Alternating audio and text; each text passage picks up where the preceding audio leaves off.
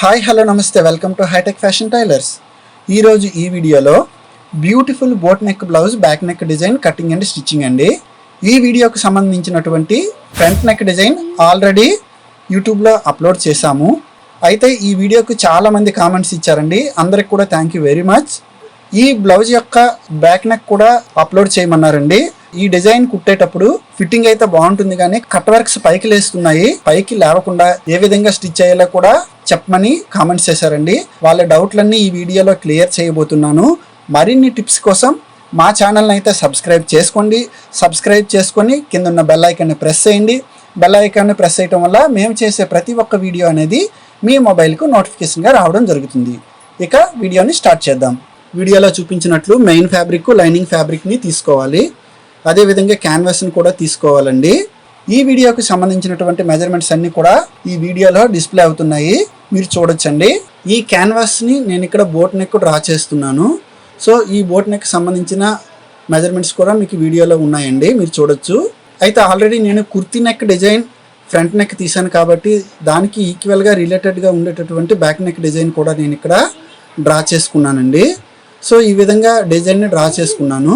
వీడియోని ఎక్కడ స్కిప్ చేయొద్దు, ఫస్ట్ నుంచి లాస్ట్ వరకు చూడండి. ఇప్పటి వరకు కొత్త వాళ్ళు ఎవరైతే సబ్స్క్రైబ్ చేసుకోలేదో మా ఛానల్ని తప్పకుండా సబ్స్క్రైబ్ చేసుకోండి ఫ్రెండ్స్.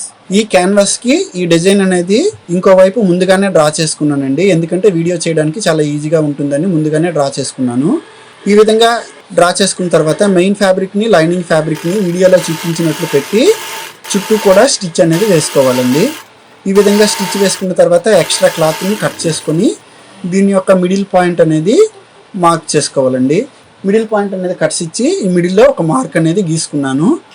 సో ఆల్రెడీ మనం క్యాన్వాస్ని తీసుకున్నాం కదా, క్యాన్వాస్కి సరిపడా లైనింగ్ ఫ్యాబ్రిక్ని కూడా నేను ఇక్కడ తీసుకొని వీడియోలో చూపించినట్లు ఈ లైనింగ్ని చుట్టూ కూడా క్యాన్వాస్ ఖర్చులు కనిపించకుండా ఒక స్టిచ్ అనేది వేసుకోవాలి. ఈ విధంగా చుట్టూ స్టిచ్ వేసుకున్న తర్వాత ఇక్కడ నేను ఎక్స్ట్రా క్లాత్ ఉంది కదా, ఈ ఎక్స్ట్రా క్లాత్ని కూడా నేను ఇక్కడ కట్ చేసుకున్నానండి.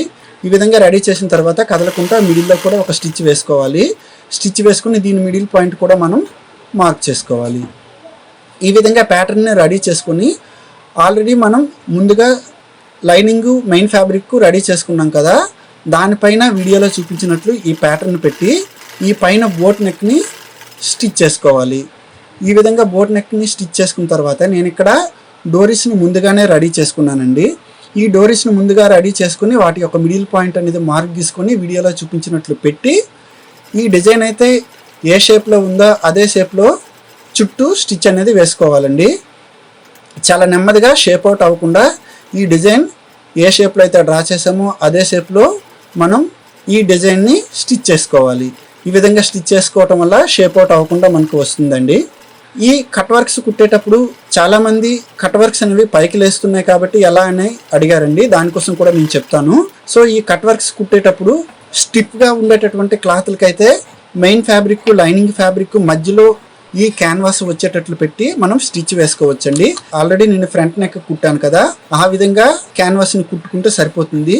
అలా కాకుండా స్టిఫ్ కాకుండా కాస్త పల్చగా ఉండే క్లాత్లు కానీ, థిక్నెస్ తక్కువ ఉండే క్లాత్లు కానీ మనం ఈ కట్ వర్క్స్ కుట్టేటప్పుడు ప్రెజెంట్ నేను ఏ విధంగా అయితే వీడియో చేస్తున్నానో ఆ విధంగా ఈ క్యాన్వాస్ని లైనింగ్ పైన పెట్టి స్టిచ్ చేసుకోవాలండి. ఈ విధంగా స్టిచ్ చేయడం వల్ల కట్ వర్క్లు అనేవి పైకి లేవకుండా చాలా సింపుల్గా మనకు కట్ వర్క్స్ రివర్స్ అవుతాయి. అదేవిధంగా కట్ వర్క్స్ అనేవి పైకి లేవకుండా మనకు చాలా నీట్గా ఫినిషింగ్ అనేది వస్తుంది. ఈ విధంగా స్టిచ్ వేసుకున్న తర్వాత నేను ఎక్స్ట్రా క్లాత్ని కట్ చేసుకుని చుట్టూ కూడా కట్స్ అనేవి ఇచ్చుకున్నానండి.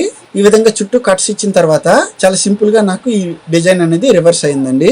ఈ డిజైన్ రివర్స్ అయిన తర్వాత ఐరన్ చేసుకుని చుట్టూ కూడా పైన ఫినిషింగ్ కోసం ఒక స్టిచ్ కూడా వేసుకున్నానండి.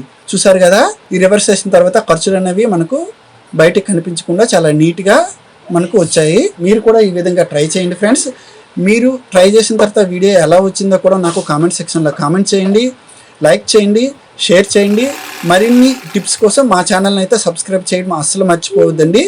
సబ్స్క్రైబ్ చేసుకుని కింద ఉన్న బెల్ ఐకాన్ని ప్రెస్ చేయడం వల్ల మేము చేసే ప్రతి ఒక్క వీడియో అనేది నోటిఫికేషన్ మీకు రావడం జరుగుతుంది.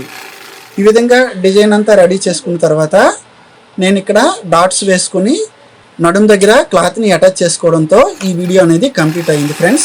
మీకు ఏదైనా డౌట్ ఉంటే కామెంట్ సెక్షన్లో కామెంట్ చేయండి, తప్పకుండా రిప్లై కూడా ఇస్తామండి.